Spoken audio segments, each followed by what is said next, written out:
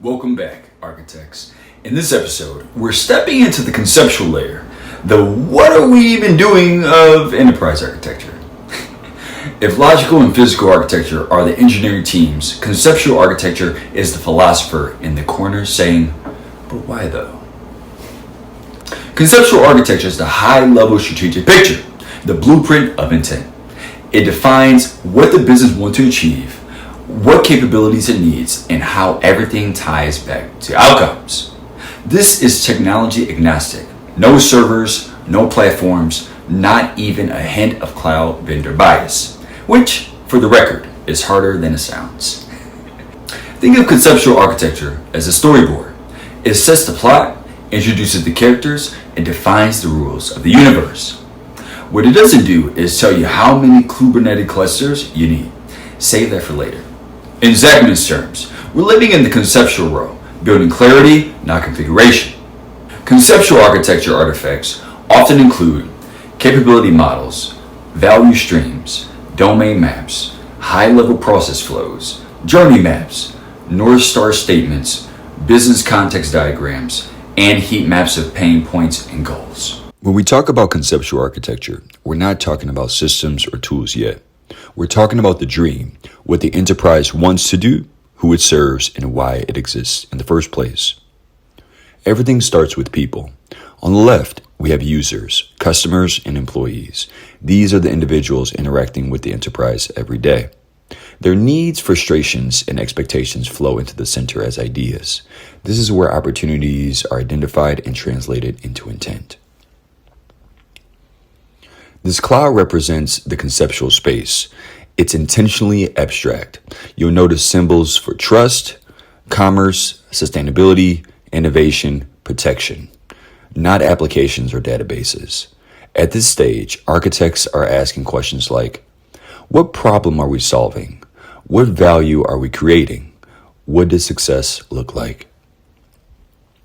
On the right, we have goals. Sell things, help people, protect information, make money. Conceptual architecture creates alignment between these goals and the ideas coming from users.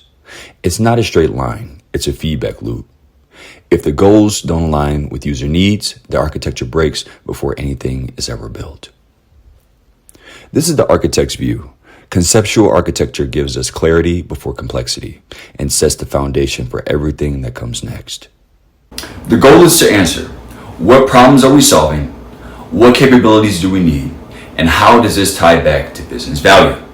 At the conceptual level, tools aren't about precision. They're about shared understanding. The goal is to visualize business intent in a way stakeholders can actually engage with.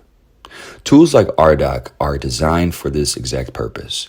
RDoc makes it easy to model business capabilities and connect them back to strategy.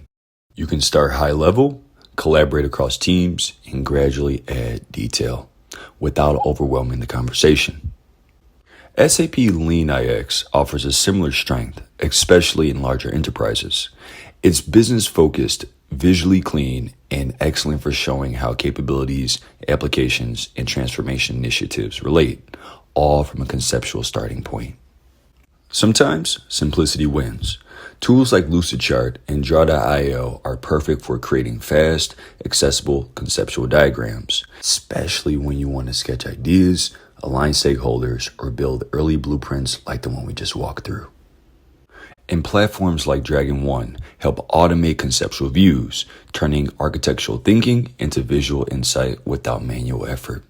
It's a reminder that conceptual architecture is about meaning, not drawing boxes. At the conceptual level, the tool doesn't define the architecture. The perspective does. Once the vision is clear, we can move forward with confidence. When you get conceptual architecture right, the rest of the stack stops guessing and starts executing. That wraps conceptual architecture, our strategy layer. In the next episode, we turn these ideas into logical architecture, where we finally ask, all right, but how is it going to work? See you there, architects.